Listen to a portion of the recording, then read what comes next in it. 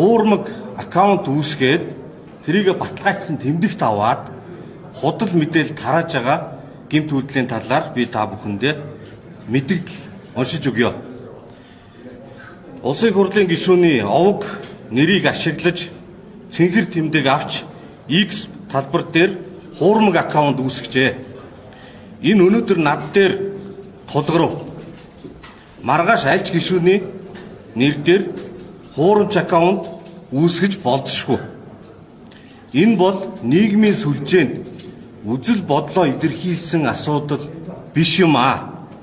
Харин тодорхой бие хүний нэрийг ашиглаж хувь хүний нэр төр зориудаар халдсан гэмт үйлдэл. Ийм байдлаар бусад гишүүдийн нэр дээр хулих аккаунт үүсгэх нь даамжрах юм бол улсын хурлын гишүүний амийг барьж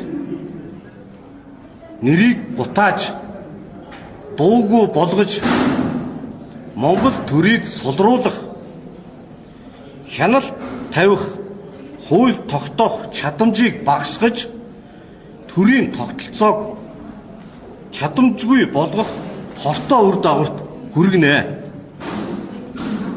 Ийм учраас миний бие энэ ноцтой үйлдэлийг шалгаж хуурмаг аккаунт үүсгэсэн хувь хүнийг олж илрүүлэх хүсэлтийг эрүүгийн цагдаагийн албаны кибер гэмт хэрэгтэй тэмцэх хэлтэст гаргалаа.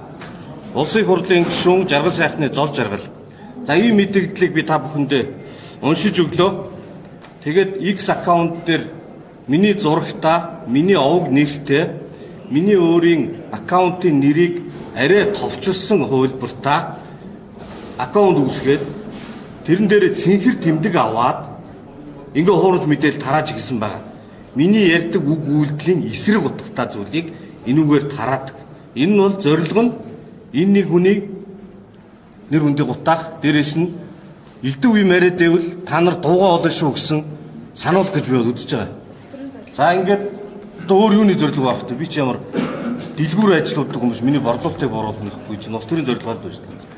За энэ хуурмаг аккаунт үүссэн байгаа. За ингээ хуурмаг аккаунт дээр хэд хэдэн мэдээллүүдийг оруулсан байна. За ингээд миний ярьдаг эсрэг юмнууд л байгаа. Тэр би нэг юм жинхэнэ аккаунт дээр нэг юм яриад хуурмаг дээр нэг өөр юм яриад байгаа юм шиг юм сонирн байдал үүсэж байгаа байхгүй юу? За тэгэхээр энэ хуурмаг аккаунт нь 2018 онд үүссэн. Миний өөрийн аккаунтаас илүү олон дагагч та. Ингээд сая нэрийг өөрчилсөн байна. Тэгэнгүүтээ миний аккаунтын хаяг нь @золоо доогуур зураас инженер. А энэ хуурамч аккаунт болохоор @золоо гэд нэг ото. Золоо гэд нэг ото инженер гэсэн. За жинхэнэ аккаунт маань болохоор 2013 онд үүссэн. Золоо гэд 2 ото. Золоо доогуур зураас инженер шүү. За энийг ингээд олон нийт маань бас анхааралтай аваасаа гэж хүсэж байна. Нэгдүгээрт энэ миний өөрийн үзэл бодлоо илэрхийлж байгаа нийтийн сүлжээн дээр миний овог нэрийг бичиж байгаа. Тэр сүлжээ рүү хандаж хуурамч бичиг баримт үйлдээд тэрийг одоо хаанаас авсан бүү мэд. Тэгээд цэнхэр тэмдэгт аваад зол жаргалын өмнөөс зол жаргалын ярдгийн эсрэг зүйлийг явуулж байгаа. За энэ бол нэг талаасаа үзэл бодлоо илэрхийлж байгаа хэрэг биш. Яагаад гэвэл тэр хүн үзэл бодлоо илэрхийлээгүй. Тэр хүн зол жаргал болж буруу мэдээлэл явуулж байгаа учраас гэмт үйлдэл гэж үзэж байгаа юм. Ийм учраас би энэ цагдаагийн ерөнхий газрын кибер гэмт хэрэгтэй тэмцэх хэлтэст гомд гаргалаа. За энэ дээр бол энэ хоёр жинхэнэ хаяг, хуурмаг хаягийг харьцуулж дүгнээд ингээд явуулсан. За ингээд одоо удаа дараа нэг ийм сонин үйлдэлүүд гараад байдаг. Одоо та бүхэн мэднэ энэ эрүүгийн хуулийн худал мэдээлэл тараах 13-14-ийг үндсэн хуулийн цэцгийн дүгнэлт гаргаад цуцлах шийдвэр гаргасан.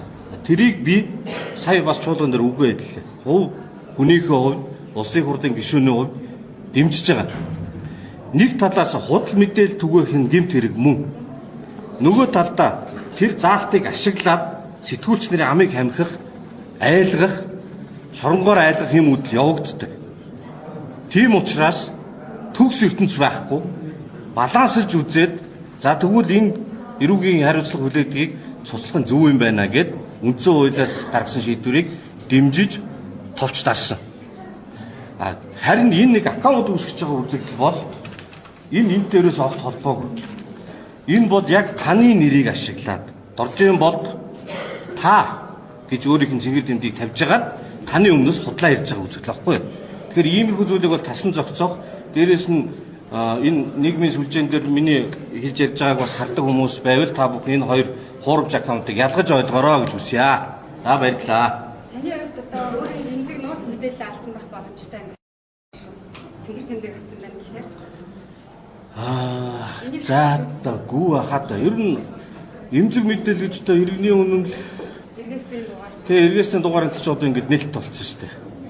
Одоо гişүүдийн гар утасны дугаар, эргээсийн дугаар муугаар одоо ингэж хаасаагүй явж идэг болохоор. Та өмнө нь репортлоор хэсэг явуулаад Ингэсэн. миний нэг байсан ийм үйлчлээс дээрээс нь хүн намын гişүүчлээс гарлаа гэсэн. Тэгэхээр та сул гişүү байгаа юу? Намдаа энэ зүйлээр өгсөн байгаа юу?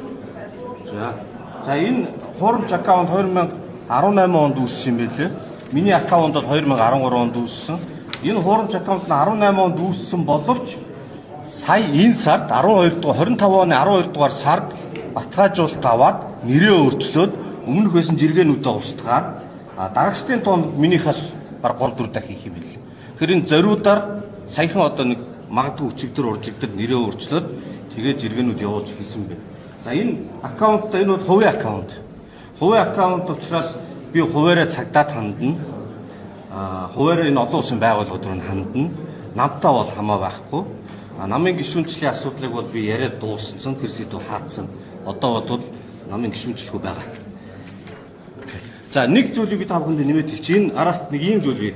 Монгол улсад хууль тогтоох байгууллага юу гэлээ? Нэр нь Улсын их хурл. Хуулийн хэрэгжлийг хяналт тавих үүрэгтэй байгууллага. Улсын их хурл.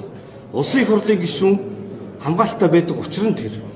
Монгол улсын эцсийн шийдвэрийг гаргадаг байгууллагын гишүүдийг зориг зүрх гаргаад орсон залуучуудыг юм ярихаар нь элдв балаа юм зохиогоод хуурамч аккаунт өөрийнх нь нэр дээр хүртэл тавиад тэн дээр нь төөрөгдүүлсэн мэдээлэл явуулдаг нь цаагаараа улсын их хурлын амийг хамхих үйлдэл. Энэ бол төрийн эсрэг үйлдэл байхгүй юу? Монголчуудын эсрэг зүйл. Тийм учраас ийм зүйлийг битгий төвчээрэй. Энэ аккаунтыг нь блоклоод өгөөрэй гэж та бүхнээс бас хүсмээр байна. Баярлалаа.